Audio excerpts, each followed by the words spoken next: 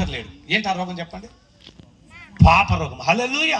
పాప రోగము అనే దానికి మందు లేదండి. ఇప్పుడు చూడండి, యేసు ప్రభువు ఏమన్నారు తెలుసా?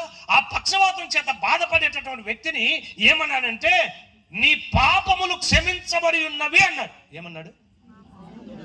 అదేంటి? రోగంతో వచ్చినప్పుడు నీ రోగం పోవునుగా కనాలిగా, నీ కళ్ళు తెరవబడును గాక, నువ్వు నడుచుదువు గాక, నువ్వు విందువు గాక, నీ చేయి స్వస్థపరచబడ్డావు, చనిపోయిన వాడు తల్లి తాకుమి, అమ్మాయి లేచింది, ఈ మాటలు మాట్లాడాలి. కానీ నీ పాపములు క్షమింపబడి ఉన్నవని ఎందుకు చెప్పాడు? ఏంటి అసలు అంటే, ఆ రోజున అతను పడిపోవటం గల కారణము పాపం. పాపము అతని రోగంతో పడగొట్టింది. అతని బతుకు ఆ రీతిగా ఉండటానికి గల కారణం ఏందో తెలుసా?